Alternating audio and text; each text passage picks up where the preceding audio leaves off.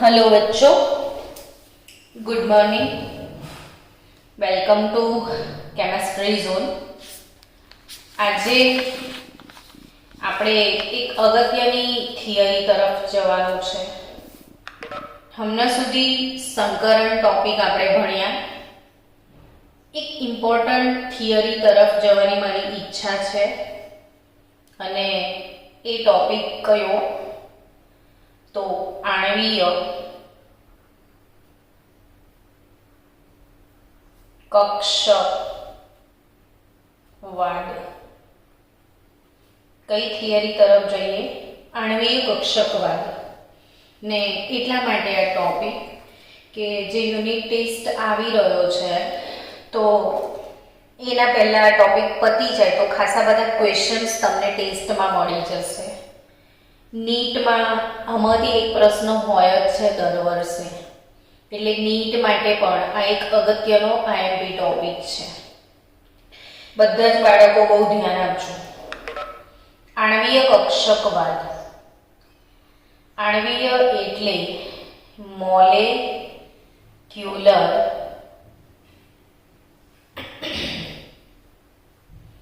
Orbital. આણ્વીય એટલે molecular, કક્ષક એટલે ઓર્બિટલ ને વાદ એટલે થિયરી। તો મોલેક્યુલર ઓર્બિટલ થિયરી એટલે MOT, યાની કે આપણે ભણવા જઈ રહ્યા છે MOT। MOT પછી આવી જ બીજી એક સરસ મજાની થિયરી છે VBT, વેલેન્સ બોન્ડ થિયરી। આણ્વીય કક્ષકવાદ પ્રમાણે 2 દિવસ પહેલા મેં તમને એક સરસ ઉદાહરણ આપ્યું હતું। ઉદાહરણ કંઈક એવું હતું કે ક્લોરીન નો એક પરમાણુ છે અને આ ક્લોરીનની પરમાણ્વીય કક્ષકો છે। ક્લોરીનનો બીજો પરમાણુ છે અને આ ક્લોરીનની પરમાણ્વીય કક્ષકો છે। તો આ ક્લોરીનનો પરમાણુ નંબર 1, આ ક્લોરીનનો પરમાણુ નંબર 2 ને આ બંને ભેગા થઈ અને બનશે Cl2 અણુ। પરમાણુ પરમાણુ અને 2 પરમાણુઓના સંયોજનથી બનશે અણુ। તો અણુનું નિર્માણ થાય છે ત્યારે કઈ ઘટના બને છે?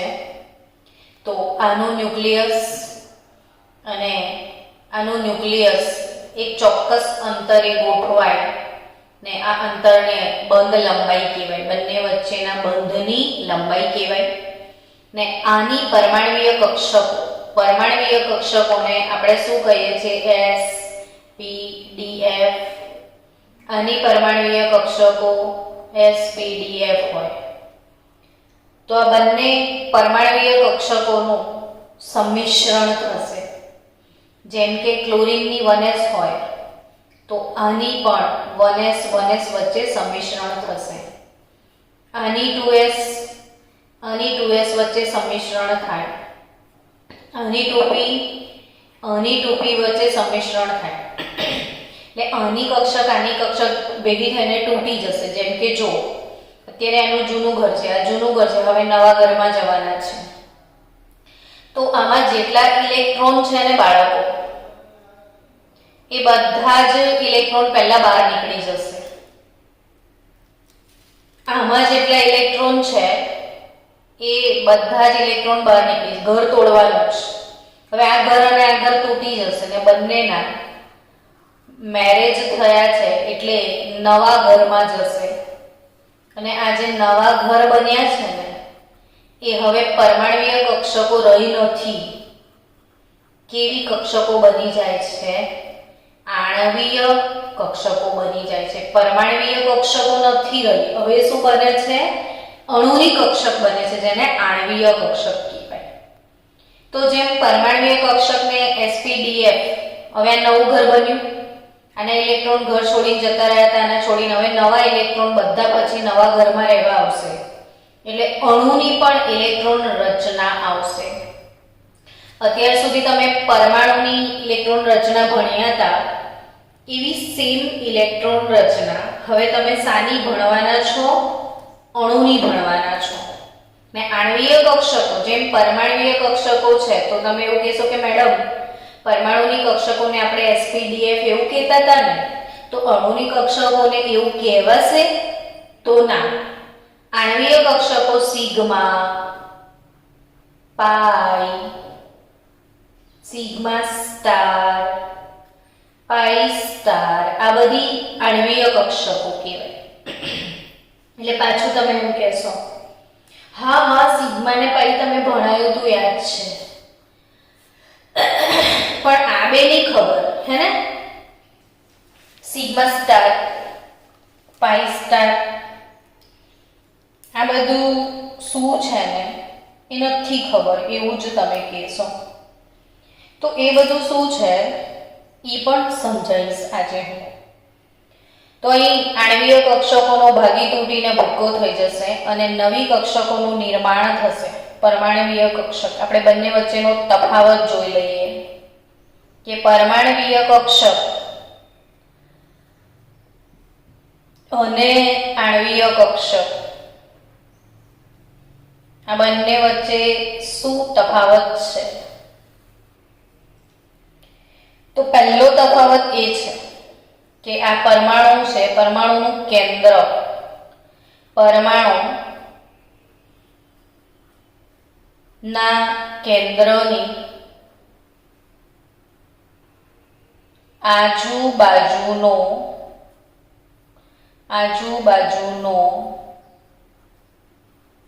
એવો અવકાશીય વિસ્તાર, પરમાણુના કેન્દ્રની આજુબાજુનો એવો અવકાશીય વિસ્તાર કે જ્યાં ઇલેક્ટ્રોન મળવાની સંભાવના, કક્ષક કોને કહેવાય કે જ્યાં ઇલેક્ટ્રોન મળવાની સંભાવના વધારે હોય, જ્યાં ઇલેક્ટ્રોનો રહેતા હોય, જ્યાં તમને ઇલેક્ટ્રોનની વસ્તી મળે, એને કક્ષક કહેવાય. એટલે પરમાણુના કેન્દ્રની આજુબાજુનો એવો અવકાશીય વિસ્તાર કે જ્યાં ઇલેક્ટ્રોન મળવાની સંભાવના મહત્તમ હોય, એને પરમાણ્વીય કક્ષક કહેવાય. તો વળી આણ્વીય કક્ષક શું છે બાળકો? તો કે અણુના કેન્દ્રની, આ અણુના કેન્દ્રો, એની આજુબાજુનો અવકાશ, એટલે અણુના કેન્દ્રો શબ્દ આવે. કેમ કે જો આમાં એક જ કેન્દ્ર છે, આમાં એક જ કેન્દ્ર છે, આમાં બે છે, ઘણા બધા હોઈ શકે અહીંયા. એટલે અણુના કેન્દ્રોની આજુબાજુનો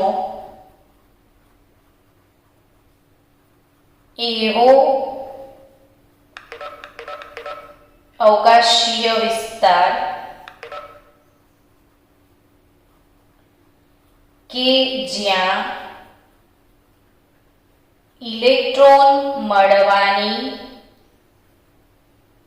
સંભાવના મહત્તમ હોય. એટલે આ પરમાણુની કેન્દ્રની વિસ્તાર ને આ અણુના કેન્દ્રની આજુબાજુનો વિસ્તાર, પણ ઇલેક્ટ્રોનો તો બંને જગ્યાએ હશે, આમાંય હશે ને આમાંય હશે. જ્યાં ઇલેક્ટ્રોન હોય એને કક્ષક કહેવાય. પરમાણ્વીય કક્ષકો તો તમે એવું કહી શકો કે S, P, D, F વગેરે સિમ્બોલથી દર્શાવાય. તો આણ્વીય કક્ષક વિશે શું કહેશો કે એ સિગ્મા, સિગ્મા સ્ટાર, પાઈ, પાઈ સ્ટાર વડે દર્શાવાય. આના વિશે શું કહેશો? તો કે દેખો એ એક કેન્દ્રીય હોય, એક કેન્દ્રીય હોય, એક જ કેન્દ્ર હોય વચ્ચે, એટલે એક કેન્દ્રીય હોય, અર્થાત આ કક્ષકો એક જ કેન્દ્રના પ્રભાવ નીચે હોય.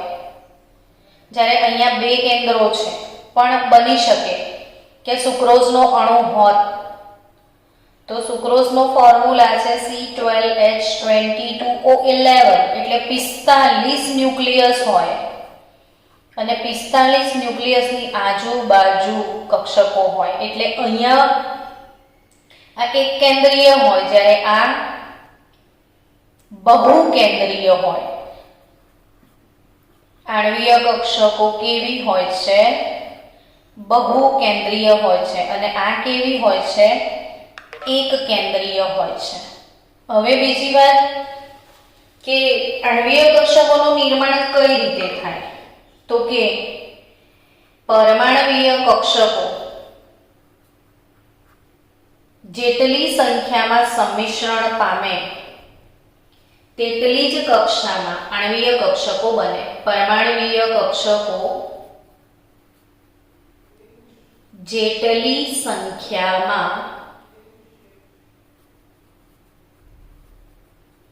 સંમિશ્રણ પામે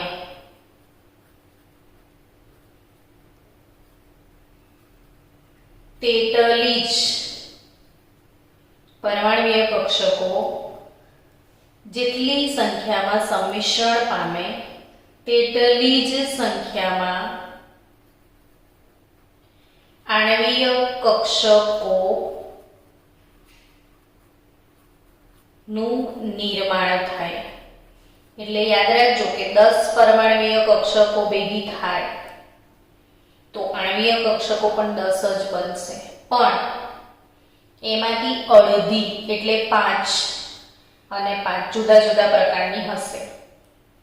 તો એમાંથી એક્ઝેક્ટ અડધી BMO પ્રકારની હોય અને એક્ઝેક્ટ અડધી ABMO પ્રકારની. એટલે પાછો તમારા મનમાં કેડો સવળ્યો, અલા BMO એટલે શું મેડમ?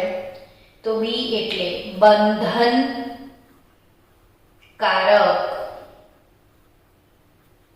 આણ્વીય કક્ષક. હું એકદમ ધીરે ધીરે શબ્દોને બોલું છું જેથી તમે સમજી શકો. શાંતિથી હેડફોન લગાવવાનો અને આંખ બંધ કરીને સાંભળી લો. પહેલા એક વખત આખો વિડીયો જોઈ લેવાનો, બીજી વાર સાંભળો ત્યારે આંખ બંધ કરીને હેડફોન લગાવીને શાંતિથી સાંભળવાનો. એટલે ઘણું બધું આવડી જશે. 3 થી 4 વાર વિડીયો જોવાની આદત પાડો, 100% તમે જીનિયસ બનશો. BMO બંધનકારક આણ્વીય કક્ષક એટલે કે જે બંધ બનાવે, બંધ બનાવવામાં ભાગ લે.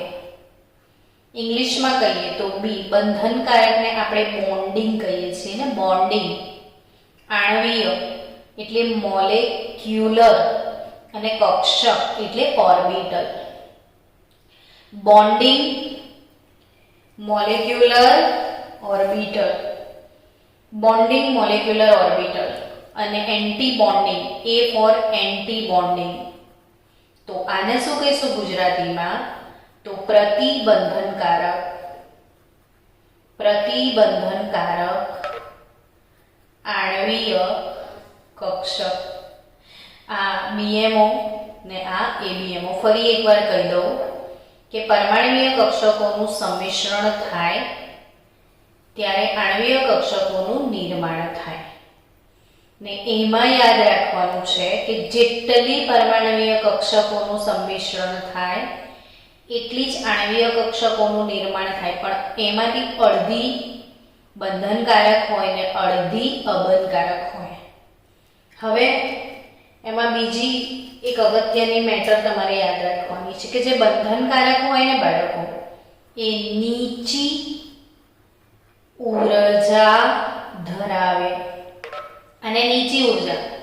અને ABMO જે છે એ ઊંચી ઉર્જાવાળી કક્ષક છે. એટલે વધારે ઉર્જાવાળી ABMO ને નીચી ઉર્જાવાળી કક્ષકો BMO. ચલો જાગો છો ને કે ઊંઘી ગયા છો? હવે જો અહીંયા તમને આમાં બતાવું તો આ BMO નીચે છે, આ ABMO ઉપર છે. હવે આ બધું શું છે સમજીએ આપણે ધીરે ધીરે. તો BMO ને ABMO સમજવાનો પ્રયત્ન કરીએ. એના માટે આપણે શું ભણવું પડશે? BMO ABMO સમજવા માટે LCAO સમજવું પડશે. હવે આ LCAO શું આવ્યું પાછું નવું? થોડી વારે મેડમ નવું કેમ લઈ આવો છો? હેરાન કરો છો અમને. તમને હેરાન કરે ના કરે ને? તો LCAO એનું ફૂલ ફોર્મ શીખીએ હવે આપણે. LCAO શું છે એને સમજી લઈશું.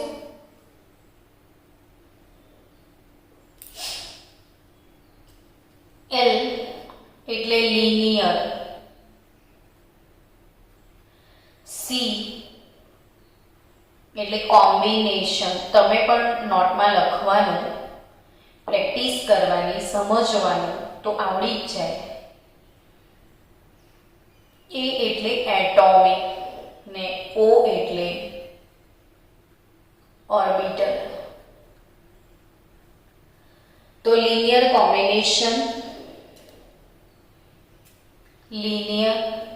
Combination, of atomic orbital, LCAO. હવે આ શું પાછું ગુજરાતીમાં તો સમજો. તો ચલો ગુજરાતીમાં સમજીએ કે પરમાણવીય કક્ષકો, એટોમિક ઓર્બિટલ એટલે શું? તો કે પરમાણવીય કક્ષકો ને પરમાણવીય કક્ષકોનું રૈખિક, લિનિયર એટલે એક રેખા. તો પરમાણવીય કક્ષકોનું રૈખિક સંગઠન આ ભણવા જઈ રહ્યા છે. રેખીય સંગઠન તો એ છે LCAO.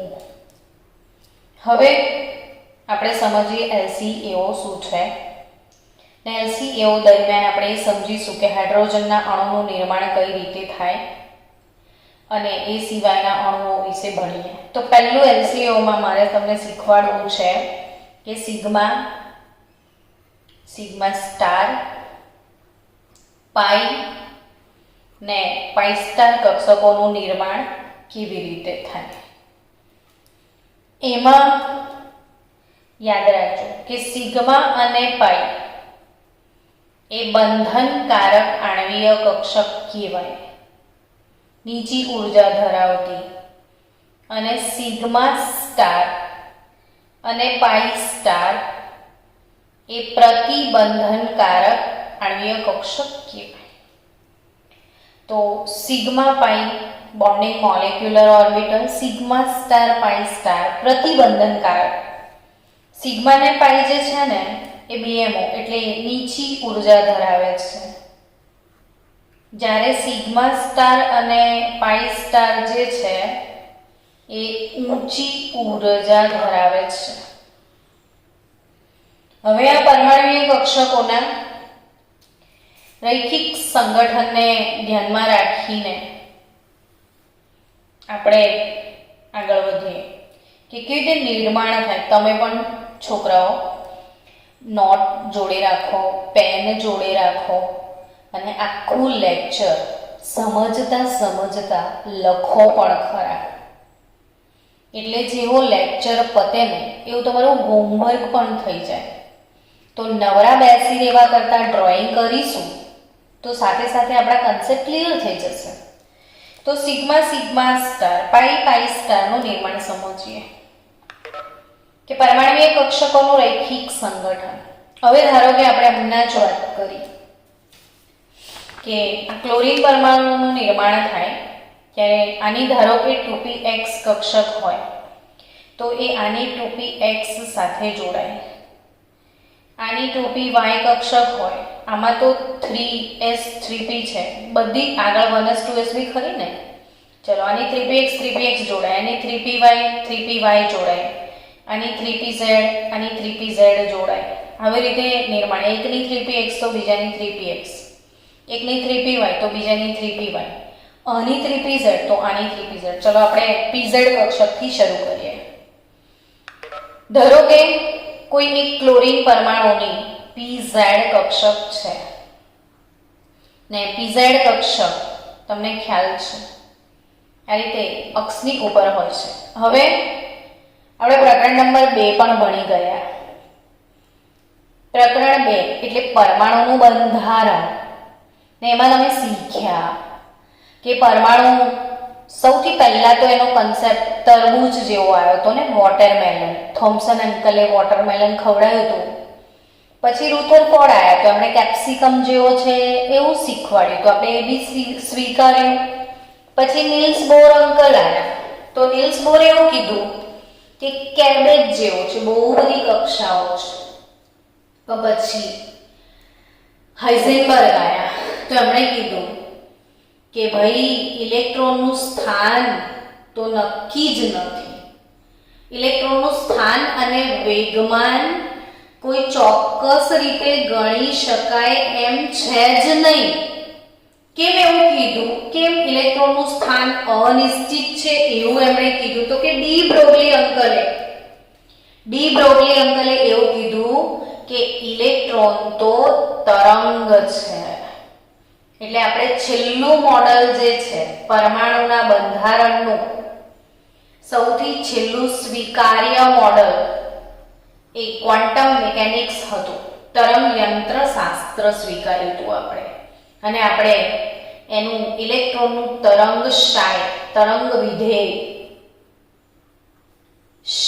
એવું પણ ભણ્યા હતા. ને ડી બ્રોગલીએ કીધું હતું કે દરેક ગતિશીલ અતિ સૂક્ષ્મ ગતિશીલ કણ તરંગ પ્રકૃતિ ધરાવે છે. ને તમને ખ્યાલ છે કે ઇલેક્ટ્રોન અતિ સૂક્ષ્મ કણ છે એટલે પરમાણુની કક્ષકોમાં ઇલેક્ટ્રોનના તરંગ હોય છે. અને આ તરંગની અંદર ઇલેક્ટ્રોન ક્યાં છે એ અનિશ્ચિત છે. બિલકુલ નિશ્ચિત નથી ઇલેક્ટ્રોનનું સ્થાન, કેમ કે ઇલેક્ટ્રોન તરંગો સ્વરૂપે છે. એટલે હવે આ પીઝેડ કક્ષક, આપણે અહીંયા જગ્યા નથી રહી એટલે અહીંથી લખીએ કે આ પીઝેડ કક્ષક અને એનું ધારો કે તરંગ આવું છે, આ પ્લસ, આ માઇનસ, આ પ્લસ. ક્લોરીનનો પરમાણુ નંબર 1, ક્લોરીનનો પરમાણુ નંબર 2 ધારો કે, તો એની પણ આ પીઝેડ કક્ષક છે. એનું ધારો કે તરંગ લઈએ તો એ તરંગ પણ ઉપરવાળા જેવું સેમ જ છે. એટલે કે બંનેના તરંગ સેમ છે. તો આ પીઝેડ કક્ષકનું તરંગ શાઈ કહેવાય, આ પીઝેડ કક્ષકનું તરંગ શાઈ કહેવાય. બંનેના તરંગ જે છે શાઈ તરંગ માટે જ, ઇલેક્ટ્રોન તરંગ સ્વરૂપે હોય, કણ સ્વરૂપે નહીં. આમ તરંગો હોય ઇલેક્ટ્રોનના. તો આ ઇલેક્ટ્રોનનું તરંગ, આ ઇલેક્ટ્રોનનું તરંગ. હવે સમજો કે કોઈ એક પરમાણુનું તરંગ આમ જઈ રહ્યું છે, જો આમ તરંગ જાય છે, બીજાનું તરંગ પણ આમ જ જાય છે. એટલે બંને સાથે ઉપર આવે છે, સાથે નીચે જાય છે, સાથે ઉપર આવે છે, સાથે નીચે જાય છે. સમજ્યા? તો પછી બંનેના તરંગ આમ રૈખિક સંગઠન થાય અને પછી હવે ઉપર આવશે ને હવે નીચે જશે. આવી રીતે તરંગ બને.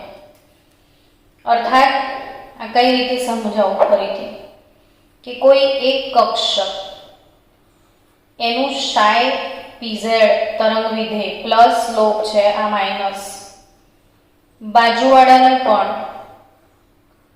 પ્લસ માઇનસ, આ શાઈ પીઝેડ છે. હવે આ બંને એકબીજાની નજીક આવી જશે. બંનેના પ્લસ પ્લસ તરંગ મિક્સ થઈ ગયા. ઓબ્વિયસલી બેનો પ્લસ પ્લસ મિક્સ થઈ જાય તો મોટો, આ ધારો કે 5 છે ને આ બી 5 છે, આ તરંગનો કંપ વિસ્તાર કહેવાય. આ તરંગનો કંપ વિસ્તાર 5, તો આ કંપ વિસ્તાર થઈ જશે 10. એક બંને આમ જઈ રહ્યા હતા તો બંને ભેગા થઈને આમ જશે. સમજ્યા? એને પૂરક સમિશ્રણ કહેવાય, રૈખિક સંગઠન કહેવાય. ને આ બધો એરિયા મિક્સ થઈ જશે ને આ નાનકડું નેગેટિવ આમ રહી જશે, આનું નાનકડું નેગેટિવ આમ, ને વચ્ચેવાળો આ ભાગ આખો એકાકાર થઈ જશે. ને આ જે છે એ શાઈ, આ પરમાણવીય કક્ષક આ પરમાણુય કક્ષક, આ આણ્વીય કક્ષક MO મોલેક્યુલર ઓર્બિટલ એટલે psi MO નું નિર્માણ કઈ રીતે થાય? તો psi pz1 plus psi pz2 આને પૂરક સંમિશ્રણ કહેવાય. પૂરક સંમિશ્રણ ને પૂરક સંમિશ્રણથી બંધનકારક આણ્વીય કક્ષકનું નિર્માણ થશે. પૂરક સંમિશ્રણથી બંધનકારક આણ્વીય કક્ષકનું નિર્માણ થશે. હવે વિદ્યાર્થી મિત્રો, આ જે નેગેટિવ પાર્ટ ને વચ્ચે વાળો પોઝિટિવ પાર્ટ. 2 દિવસ પહેલા મેં તમને ભણાવ્યું હતું કે સિગ્મા અને પાઈ શું છે. તો જે આ નળાકાર છે, જો અક્ષ જે છે ને એ અક્ષની ઉપર જ ચોંટેલી છે, અક્ષીય સંમિશ્રણ છે, એટલે આ સિગ્મા pz કક્ષક કહેવાય. Sigma pz.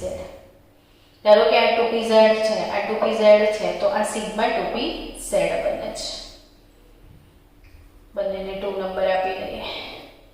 તો આ પૂરક સંમિશ્રણ તમે ભણ્યા. હવે વિરોધક સંમિશ્રણ ભણીએ. બને એવું કે આ પ્લસ અને માઇનસ લો છે ને ઊંધું તરંગ હાથમાં આવી જાય સીધાને બદલે.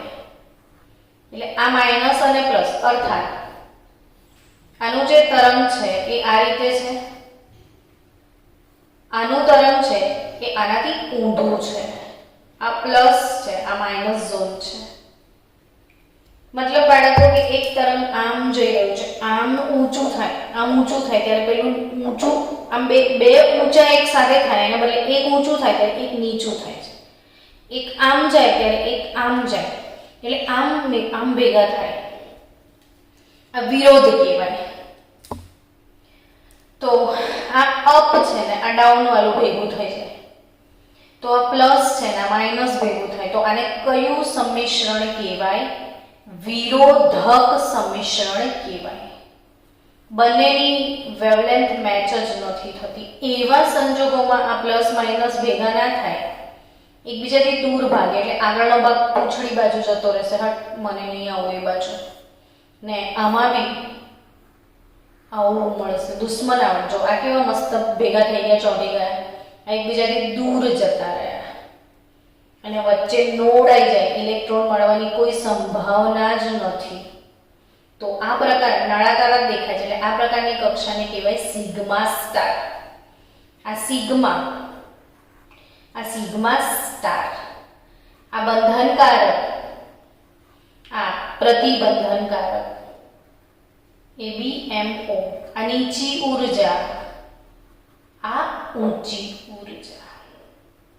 તો આ psi સ્ટાર MO બની, આ psi MO બની, આ psi સ્ટાર MO બની ને એમાં sigma psi 2pz1 minus psi 2pz2 થાય, માઇનસ થાય, પ્લસ થાય. આ 5 + 5 10 થાય. આમાં એકના તરંગ વિસ્તારમાંથી બીજાનો તરંગ વિસ્તાર બાદ થઈ જાય. તો આ કક્ષકોનું રેખીય સંગઠન LCO. ચલો પાઈ પાઈ સ્ટાર શું છે સમજીએ, હે ને.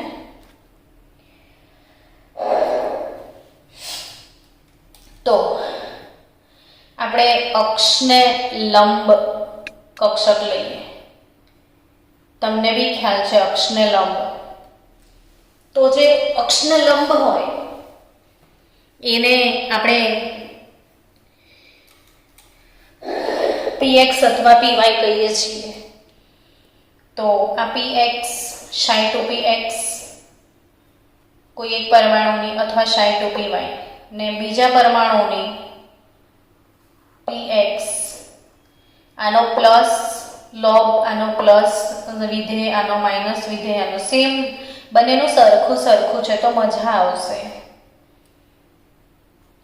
આ બી psi 2px. આ પરમાણુ નંબર 1 ની કક્ષક, આ પરમાણુ નંબર 2 ની કક્ષક, એટલે psi MO નું નિર્માણ થશે. કઈ રીતે? તો psi 2px1 plus psi 2px2 બંનેના તરંગનો પ્લસ સરવાળો થયો તો બંધનકારક આણ્વીય કક્ષકનું નિર્માણ થશે. પણ આમાં કઈ રીતે સંમિશ્રણ થશે? તો કે બે નજીક આવશે તો ઉપરનો હિસ્સો ને નીચેનો હિસ્સો એકબીજા સાથે કનેક્ટ થાય તો આવું બનાના લાઈક બંધ બનશે. અને તમને બધાને ખ્યાલ છે વચ્ચે નોડ, આ પ્લસ આ માઇનસ ને આવી કક્ષક તો આપણે પાઈ કક્ષક કહેતા હતા. એટલે આ પાઈ બંધનકારક નીચી ઉર્જા ધરાવતી કક્ષકનું નિર્માણ થાય. પણ બાળકો, જો આ જ કક્ષક ના વિરુદ્ધ વિધેય જોડાય, માઇનસ સંમિશ્રણ, આ બંને ભેગા થાય પણ એકનું માઇનસ ને એકનું પ્લસ વિધેય, વિરોધક સંમિશ્રણ કહેવાય. એટલે તમે આને આ રીતે લખો કે સાઈ એમઓ નહીં સાઈ સ્ટાર એમઓ, આ સાઈ એમઓ આ સાઈ સ્ટાર ને સાઈ સ્ટાર એટલે એબીએમઓ, એન્ટી બોન્ડિંગ મોલેક્યુલર ઓર્બિટલ. કઈ રીતે બનશે? તો કે આ સાઈ 2px1 પરમાણુ નંબર 1, સાઈ 2px પરમાણુ નંબર 2. તો સાઈ 2px સાઈ 2py બંનેનું એડિશન કરી લઈએ. સાઈ સ્ટાર એમઓ બની જશે. ના, એડિશન નથી, અહીંયા સબસ્ટ્રેક્શન છે, વિરોધક સંમિશ્રણ છે. એટલે આ પૂરક સંમિશ્રણ કહેવાય. આ પૂરક ને આ વિરોધક, એકબીજાનો વિરોધ કરે છે બંનેના તરંગો. તો આમાં કઈ રીતે જોડાશે? તો કે એકબીજાની દુશ્મન હોય ને એમ એકબીજાથી દૂર ભાગશે. ચલ મેરે કો તું, મારો પીછો છોડ, એવું લાગે એને, એટલે આમ જતી રહેશે ને આની આ બાજુ આવતી રહેશે ને વચ્ચે નોડ આવી જશે. નોડ એટલે ઇલેક્ટ્રોન મળવાની સંભાવના ત્યાં બિલકુલ ના હોય. એટલે પ્લસ પ્લસ માઇનસ માઇનસ. બોલો, આવી કક્ષકને પાઈ સ્ટાર આણ્વીય કક્ષક કહેવાય. આ પાઈ અને આ પાઈ સ્ટાર ખાસ નોટબુકમાં દોરજો બાળકો. આ પાઈ અને આ પાઈ સ્ટાર આણ્વીય કક્ષક છે. તો આ સરસ મજાનું આપણે લિનિયર કોમ્બિનેશન ભણ્યા, રૈખિક સંગઠન. પરમાણ્વીય કક્ષકોનું શું ભણ્યા? રૈખિક સંગઠન, LCAO ભણ્યા તમે. ને આ જે LCAO છે, મેં શું બોલી રહી છું એવું તમે સાંભળો, સમજો, બોલો. મેં શું કીધું? LCAO, linear combination of atomic orbital. linear combination of atomic orbital એટલે પરમાણ્વીય કક્ષકોનું રૈખિક સંગઠન. અને 2px 2px 2py 2py સંમિશ્રણ પણ તમે ભણ્યા. ને આ રૈખિક સંગઠન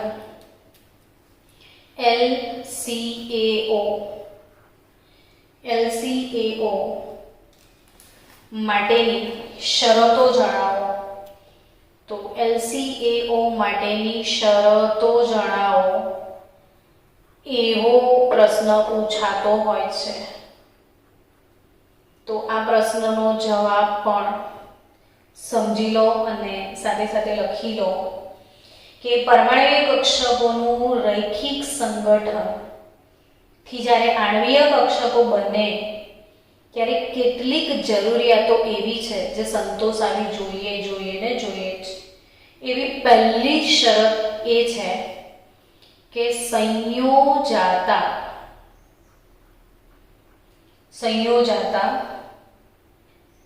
પરમાણુઓની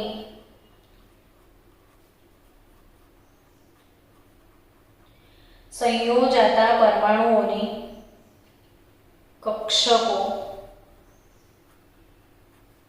સમાન ઉર્જા. એટલે સૌથી પહેલી શરત બાળકો, સમાન ઉર્જા ધરાવતી હોવી જોઈએ. ઉર્જા બંનેની સમાન જ હોવી જોઈએ. ને લિટરલી તમે જોયું, એકની 2px તો બીજાની 2px, ઉર્જા સમાન થઈ. એકની 2py તો બીજાની 2py, ઉર્જા સમાન થઈ. એટલે એ જ લોકો સંયોજાઈ શકે જેમની ઉર્જા સમાન હોય. બીજી જરૂરિયાત છે કે સંયોજાતા પરમાણુઓ શક્ય તેટલા સંયોજાતા પરમાણુઓ શક્ય તેટલા એકબીજાની નજીક હોવા જોઈએ. એકબીજાની નજીક હોવા જોઈએ. સંયોજાતા પરમાણુઓની ઉર્જા સમાન હોવી જોઈએ અને શક્ય તેટલા એકબીજાની નજીક હોવા જોઈએ. અને નજીક આવશે એકબીજાની બહુ જ ક્લોઝ, તો આ જે સંમિશ્રણ છે એની માત્રા વધી જશે. એટલે એવું કહી શકાય કે જેથી સંમિશ્રણની માત્રા વધે. આપણે સિગ્મા બન ને પાઈ બન વખતે ભણ્યા હતા બાળકો, યાદ છે કે સિગ્મા ને પાઈ બનમાં પ્રબળ બન કયો? તો સિગ્મા બન. હવે કેમ? તો કે એમાં સંમિશ્રણની માત્રા વધારે હતી. તો જેમાં સંમિશ્રણની માત્રા વધારે હોય ને તો બંધ પ્રબળ બને. અને કોને ના ગમે કે બંધ પ્રબળ બને? ને ત્રીજી શરત છે કે સંયોજાતા બંને પરમાણુ કક્ષકોની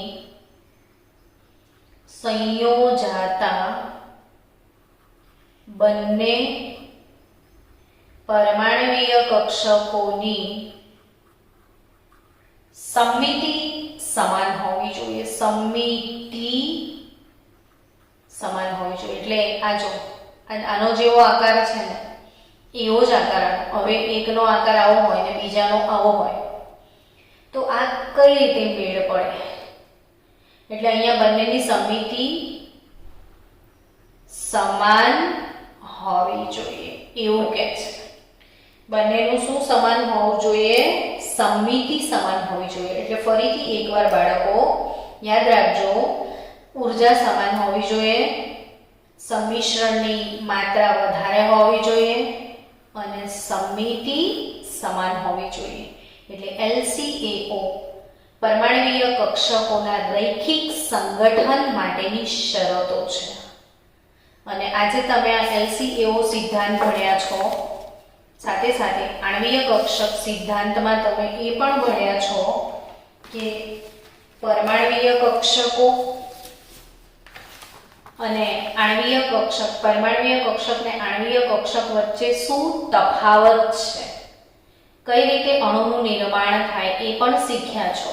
ને આણ્વીય કક્ષકવાદ મુલિકન અને હુન્ડ નામના વૈજ્ઞાનિકે આપ્યો હતો. આણ્વીય કક્ષકવાદ થિયરી કોણે રજૂ કરી છે? મુલિકન અને હુન્ડ. 1932. યાદ રાખજો, અગત્યની મેટર છે કે 1932 માં મુલિકન અને હુન્ડ નામના વૈજ્ઞાનિકે એમઓ થિયરી આપી હતી. હું ફોટોગ્રાફ્સ તો તમને શેર કરીશ જ. આગળ વધીએ આપણે ને આગળ શું શીખવા જઈ રહ્યા છીએ? હાઇડ્રોજન અણુની રચના શીખીશું આપણે. ચલો आगे बढ़ते हैं. આજે બીજું શું શીખવાડવાના છો મેડમ? તો બહુ જ મસ્ત વસ્તુ શીખવાની છું. H2 અણુનો આણ્વીય કક્ષક ચિતાર તમે ભણવાના છો. તમારો ટોપિક શું છે? H2 અણુનો આણ્વીય કક્ષક ચિતાર. તો H2 અણુનો આણ્વીય કક્ષક ચિતાર, હવે આપણે હાઇડ્રોજનથી શરૂ કરીશું ને, તો હાઇડ્રોજન, પછી હિલિયમ, પછી લિથિયમ, બેરિલિયમ, બોરોન, એમ નિયોન સુધી 10 અણુઓનો આણ્વીય કક્ષક ચિતાર દોરવાનો છે ને એક ચિતાર 5-5 6 વાર દોરજો બાળકો, તો મસ્ત પ્રેક્ટિસ થઈ જશે ને બધા ટર્મ્સ પણ સમજમાં આવી જશે. તો આણ્વીય કક્ષક ચિતાર માટે હાઇડ્રોજન પરમાણુ જેની ઇલેક્ટ્રોન રચના 1s1, બીજો હાઇડ્રોજન પરમાણુ જેની ઇલેક્ટ્રોન રચના 1s1 અને બને H2 અણુ. તો આમાં એક ઇલેક્ટ્રોન, આમાં એક ઇલેક્ટ્રોન ને આમાં 2 ઇલેક્ટ્રોન થશે. પરમાણુને ઇલેક્ટ્રોન રચના હોય તેમ અણુને પણ ઇલેક્ટ્રોન રચના હોય. તો H2 અણુનું નિર્માણ કઈ રીતે થાય સમજો કે આ રીતે ઉર્જા આલેખ દોરવાનું. અહીંયા હંમેશા એક આદત પાડવાની, એક લાઈન બનાવવાની અને લખી દેવાનું ઉર્જા. એટલે તમે આમથી આમ તરફ જશો ને તો ઉર્જા વધે છે. આ ચિતાર છે, ગ્રાફ છે ને ગ્રાફમાં બધા ટર્મ્સ આપણે લખવા પડે.